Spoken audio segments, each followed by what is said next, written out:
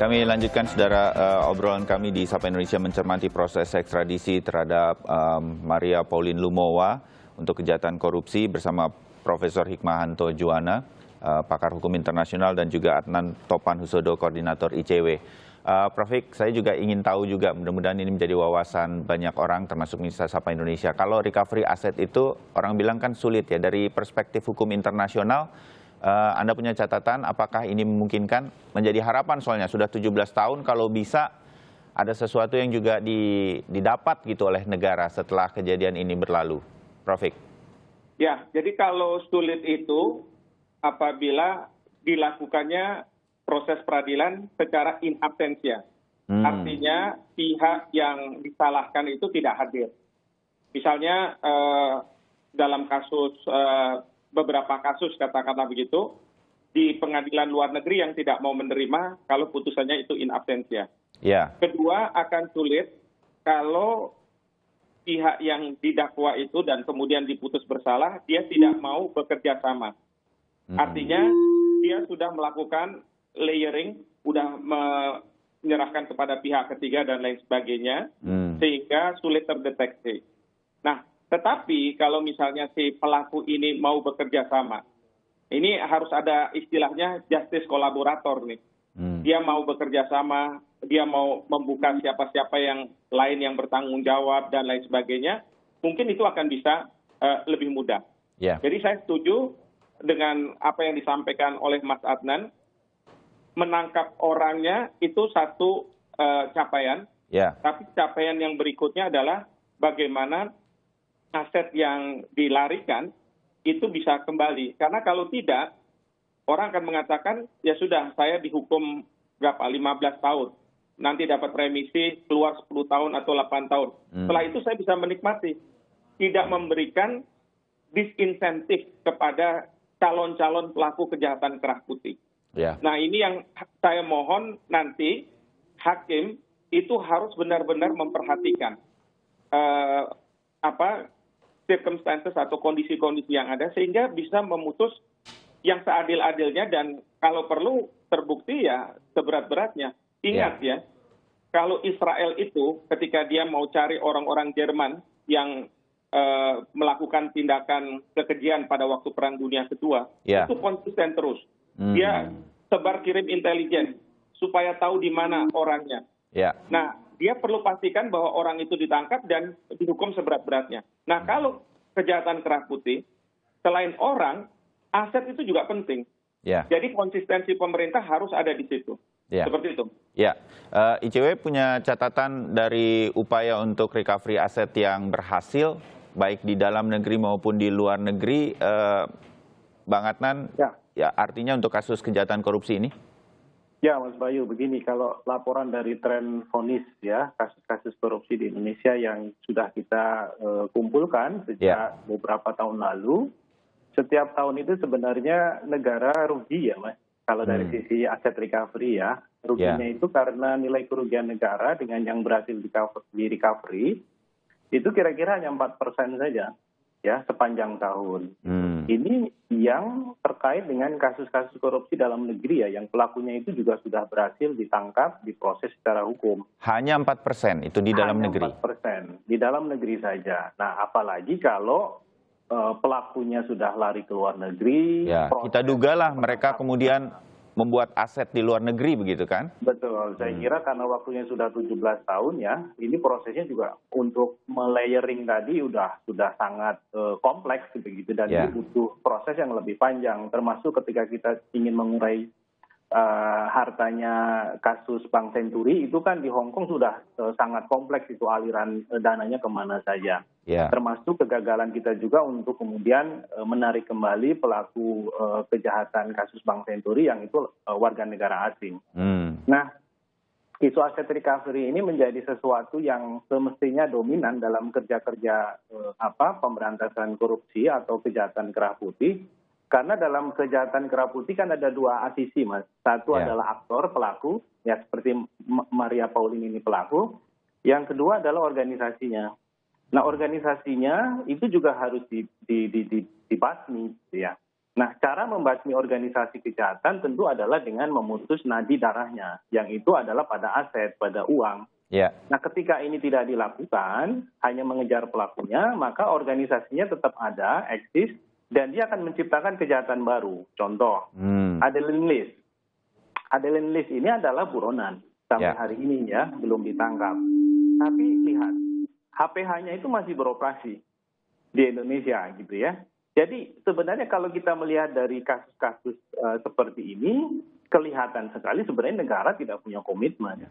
Negara. Anda ingin mengatakan harusnya dibekukan apa yang berkaitan dengan nama buronan harusnya tidak boleh beroperasi begitu? Itu ada dua pendekatan ya Mas. Pertama kalau itu adalah isu yang terkait dengan aset yang sudah ada di luar negeri, kita kan sudah meratifikasi Konvensi PBB anti korupsi, UNCIC. Nah di dalam UNCIC itu ada prinsip-prinsip kerjasama internasional, termasuk di dalamnya adalah untuk merecovery aset.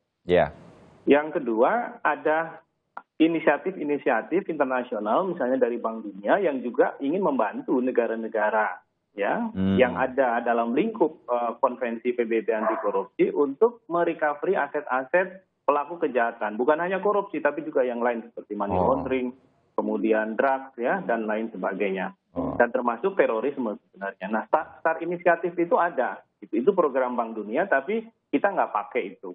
Nah, yang kedua, skemanya kan dengan mendesain satu regulasi yang terkait dengan isu aset recovery.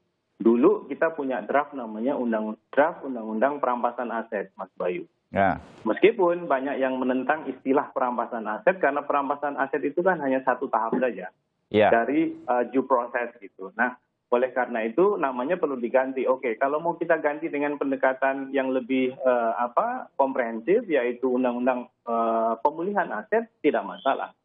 Tapi ini draftnya sudah dibangun sejak tahun 2002-2003 Mas Bayu, tapi sampai hari ini tidak ada itu komitmen untuk membuat ini menjadi undang-undang. Padahal ini juga adalah salah satu cara bagi negara untuk bisa merecovery aset tanpa harus berdarah-darah mengejar orang yang sudah kabur ke luar negeri. Terutama jika aset itu masih ada di Indonesia. Dan banyak juga kejadiannya di mana aset itu tidak bertuan, Mas Bayu. Tapi juga tidak bisa diapa-apakan karena secara hukum memang tidak bisa dieksekusi. Mengingat kita nggak punya landasan hukumnya. Nah, komitmen-komitmen seperti inilah yang saya kira juga perlu dibangun ya oleh pemerintah. Tidak kemudian justru mengesankan ada glorifikasi terhadap kasus Pauline, tapi sebenarnya fondasi kita ini rapuh gitu ya secara sistem dalam membangun satu negara yang besar dan kuat untuk melawan kejahatan-kejahatan kerah putih, termasuk di dalamnya adalah korupsi. Dimengerti tanpa kemudian saya juga bermaksud pesimis mengenai recovery aset, pemulihan aset atau apapun namanya begitu dari para buronan korupsi atau para pelaku kejahatan korupsi ini. Mudah-mudahan ini menjadi doa kita bersama bahwa political will-nya atau keinginan pemerintah untuk menuju ke sananya harus benar-benar ada. Saya sedikit tinggalkan recovery aset karena saya kepingin kemudian yang publik harapkan adalah buronan-buronan yang lain kemana. Tadi Bang Adnan juga bilang yang di depan mata yang kemarin bikin KTP dan paspor, kalau bisa itu segera tertangkap. Nggak apa-apa deh kita glorifikasi sekalian, karena itu menghina betul terhadap penegakan hukum kita kan, kira-kira begitu. Dan saya ke Prof. Hik, buronan-buronan yang lain ini kalau kita mau sebenarnya bisa. Karena tanpa perjanjian ekstradisi pun pemerintah bisa melakukan diplomasi dan lobby-lobby yang kemudian kepada pin point tertentu. Oh, Serbia lagi butuh ini, kita lobby dia ke sana. Bisa kok begitu. Itu bayangan saya begitu. Benar begitu, Prof. Hik? Jadi ini sebenarnya political will aja sebenarnya para buronan ini bisa kita cokok satu persatu begitu, Prof. Hik? Betul sekali.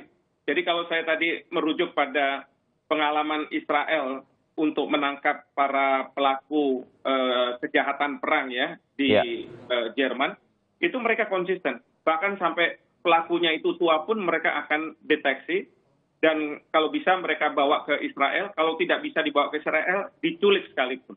Itu terjadi. Iya, diculik untuk tanpa persetujuan dari negara setempat ya. Nah, sekarang kalau misalnya pemerintah kita konsisten, satu, identifikasi siapa-siapa saja. Dua, kalau misalnya kasusnya Maria Pauline ini karena kebetulan saja terdeteksi di layar Serbia. imigrasinya mungkin Serbia. Tapi kalau kita mau serius, harus kita sewa para detektif swasta yang mencari mereka. Karena yang penting adalah lokasi tepat mereka ada di mana. Karena tidak mungkin kalau misalnya kita tahu ada di Serbia, lalu kita minta otoritas Serbia untuk mencarinya. Jadi bisa saja seseorang pindah negara tidak terdeteksi oleh negara tersebut. Atau terdeteksi tapi negara tersebut tidak melaporkan begitu. Itu juga bisa terjadi. Jadi bisa juga terjadi. Proaktif Atau kita harus mencari seharusnya ya. Iya, atau seperti kayak di Belanda. Kenapa Maria Pauline waktu kita minta dia Belanda tidak mau mengembalikan? Karena memang undang-undang ekstradisinya seperti kita juga tidak akan mengekstradisi warga negaranya. Artinya apa? Kita harus menunggu sampai kapan Maria Pauline itu keluar dari Belanda dan kemudian kita deteksi dan kita minta negara lain untuk mencokok dia. Nah, itu yang hal-hal yang seperti itu yang harus ada komitmen. Dan yang berikutnya anggaran. Anggaran harus besar. Tapi kalau anggaran itu tidak bisa dikompensate dengan pengembalian atau perampasan aset yang diambil, nah ini juga kita rugi. Jadi ini penting juga terkait dengan masalah aset itu betul-betul kita harus cari, di samping orangnya juga harus dihukum seberat-beratnya. Seperti itu, supaya ada deterrent effect untuk yang lainnya supaya tidak melakukan hal yang sama. Ya, masukan menarik Prof. Hik. Mudah-mudahan ini kita didengar. Terakhir ke Bang Adnan, kita masih bisa optimis bahwa para buronan ini ada beberapa lagi yang akan ditangkap dan kemudian diumumkan oleh pemerintah seperti Pauline. Menko Polhukam sudah menyatakan akan segera memanggil 4 institusi berkaitan dengan Joko Chandra, ada kemungkinan pulang pergi dari Indonesia tanpa deteksi. Kemarin Pak Mahfud juga hadir di konferensi pers, menjemput langsung di bandara. Ini tanda-tanda keseriusan pemerintah, Bang Adnan? Iya, saya nggak ingin naruh harga di depan gitu ya, kalau kita bicara soal begitu ya. Karena bagaimanapun yang harus kita uji kan konsistensinya ya. Itu yang terpenting. Political will itu soal konsistensi, bukan soal case by case gitu ya. Nah, kalau dalam kasus Maria Pauline ini berhasil, seperti yang tadi Prof. bilang, ada kebetulan gitu, ada situasi kebetulan yang kita hadapi, di mana Serbia kebetulan menangkap karena ada red notice dari Interpol yang sudah keluar sejak tahun 2003. Mas Bayu, kalau kita buka website Interpol itu daftar DPO itu ada semua gitu. Jadi sebenarnya nggak terlalu sulit juga. Gitu. Nah, akan tetapi seperti yang tadi saya bilang, kalau yang di depan mata saja itu kita gagal merespon secara profesional, berarti ini kan ada sesuatu di balik ini. Gitu. Kenapa kok yang Pauline bisa, yang Joker nggak bisa gitu ya, Joko S. Chandra ini. Padahal itu kan telanjang di depan kita. Nah, pertanyaannya kembali kalau soal kemauan politik itu kan di konsistensi tadi. Gitu. Sehingga saya tidak buru-buru mau bilang bahwa pemerintah sudah sangat serius gitu ya, punya komitmen dan lain-lain.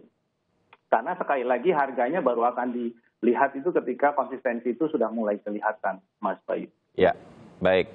Kita tunggu buronan-buronan lain seperti Maria Lumowa bisa dibawa pulang ke Indonesia karena ada kerugian-kerugian negara yang sudah disebabkan berapa tahun pun itu. Dan mudah-mudahan ini bisa terjadi secara konsisten.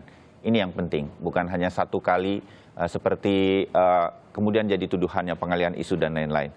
Prof. Hik, terima kasih banyak sudah hadir di Sapa Indonesia Pagi. Bang Adnan juga terima kasih. Mudah-mudahan kapan-kapan bisa ke studio lagi kalau COVID-nya sudah pergi. Terima kasih banyak. Selamat pagi untuk perbincangannya. Selamat pagi.